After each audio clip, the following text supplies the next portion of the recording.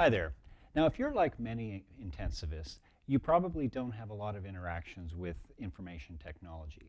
You use the computers a lot. You probably have some electronic records of some capacity. Um, you use your computer at work on a daily basis and even at home, but you probably haven't been involved in any major degree with the larger scale information technology projects. And if you're like me, you're just a simple country internist trying to make your way in this big world. And then one day, the decree comes down from on high, the hospital shall have an electronic medical record.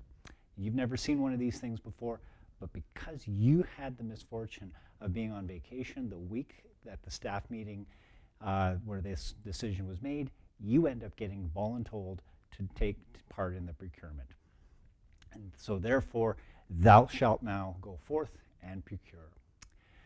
There will be many trials in this, and I can't tell you it's always going to be that exciting, but this is a mission that only you can complete, and it's a key part of your job and probably one of the more unsung heroes are the people who get involved in a portion of the hospital administration that they don't necessarily know all about, but at the end of the day, as physicians, bring much more to the table than they really think. So now I don't assume that you have any experience in this, and so you're going to need a guide. And there are many parts of this that you really don't have a familiarity with. A lot of this lies within the specialty of project management, of which something you've never seen before. It has its own language, and frankly, things even like this procurement thing that you're involved in, it doesn't really, it's not a language you're used to. So today I will be your guide on that journey. Now, I've been involved in procuring 2 information systems over the course of my career, and I also have a background in health information science with a master's degree from the University of Victoria. So I've had some experience both practically and theoretically in the field of project management and also in procurement. And I can tell you as a physician, it's a lot of talk for not a lot of action in some respects, and frankly the word procurement is just a fancy way of saying buy expensive stuff using a pretty complex process. So now when it comes time for procuring things as complex as electronic medical records, often the information technology department will be the ones who are taking really the driver's seat in this process. You'll be invited to be a participant, and it's really important that you are a participant because physician engagement is one of the key factors in success in developing and implementing an electronic medical record. Now, the first step in the process of procurement is the request for proposals.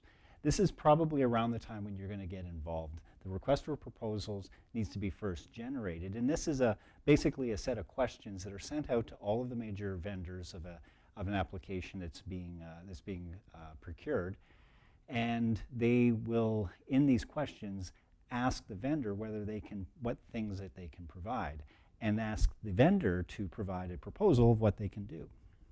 It's basically it's an advertising saying, this is what we're looking for, and can you provide it? A lot of times the request for proposals will already be generated by the information technology department, and you may not actually see it until after it's already gone out to the vendors. But if you are brought in at the time while they're still generating the RFP, it's really important that, although you don't need to know all the details, that you make sure that a lot of that clinical stuff that they may not completely understand is adequately expressed and is clear so that the vendor can give a good answer to those questions. In many times though, the RFP has already gone out and you're brought on board after everything is said and done, and your job is going to be to help evaluate the vendors that have already replied to the RFP. What this will usually look like is a stack of binders. Stack of binders with each binder from each individual vendor, Epic or Cerner or Allscript or wherever, and it is basically their answers to the questions that were submitted as part of the request for proposals. Reading these binders is exceedingly dull. I'm not kidding you. This is not exciting, but it's actually really important because this is where you get your first look at what these vendors are able to provide, and you have to be able to try to tease out what they say they can do with what is actually physically possible. Again, your focus is not so much on whether or not it uses appropriate HL7 messaging or whether or not it has a significant security or wireless solution. That's not your problem. Really, you should be focusing on the clinical side of it, making sure that as best as you can imagine that this system would fit within your hospital system.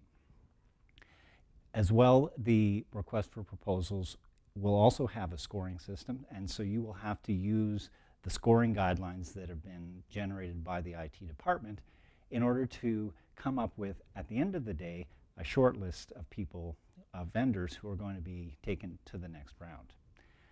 Like I said, not an exciting part of this, a lot of reading, it's a lot of sitting around, but it is very important, especially when the RFP has been generated by the IT department, that you bring that clinical side to that so that they actually make sure that they're not missing any of the major components for the end users. So now that we've gone through the process of reading a bunch of books full of a lot of information, which is kind of probably mostly bullshit anyways, it's time for us to actually evaluate. We should have ourselves a short list of up to 3 vendors, and this is the first opportunity you're going to have to actually take a look at these vendors and see what they can do. This is the time when they show up at your site and demonstrate their product for us to see if it works. These are going to be very complex interactions, and you're not going to be involved in every portion of the evaluation because you really don't need to be there with the IT department while they're talking to the vendor about the server needs, because you don't care. But what you do need to do is be there so that you can see what the product can do for the end user. Now, usually, this step is some sort of a show and tell session where the vendor will come in, they'll set up their system, there'll be a projector, they'll show you they'll walk you through a couple of scenarios to try and give you a sense of what the system is. I don't think that that's actually the best way to do it. I think there are better ways to do this evaluation step, but they take time and they take money, and so frankly you're probably not going to get a lot of uptake on this. But the data and the literature is very clear that the more engaged and more intensive the evaluation is, the better the success of the implementation. So in an ideal world, if you had an infinite amount of money and influence on your IT department, what you would do is you would insist on a full-scale simulation setup. The vendor comes in, you have an entire hospital ward set up as a simulation lab, and the vendor installs their system there, and then you get actors to come in as patients, and you get your coworkers and other clinicians to come in and interact with the system in real time, in action, taking care of simulated patients.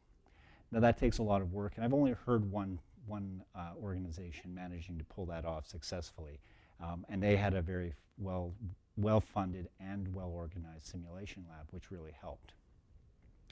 The next best step, and often I don't think is terribly unreasonable to ask, is instead of doing the show and tell where the vendor just goes there and waves their hands and shows you all the pretty things that they can do, is to come in there with a set of preset scripts of patients with scenarios that you want to do. So you have a critically ill patient, you want to see how are they going to admit that patient. You're going to want to see how do you order medications. And instead of having them show you, do it, or at least, because you may not be familiar with the system, walk you through the steps of doing that.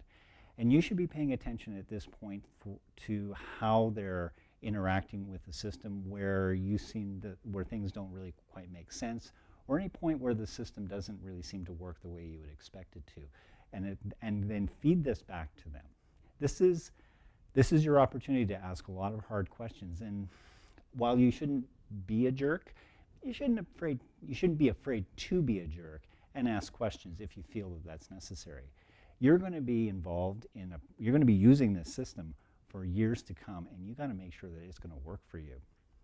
And so go through this with as much energy and as much time as you can spare for it. It's critical, because this is what you're going to get to take a look at this thing for the very first time.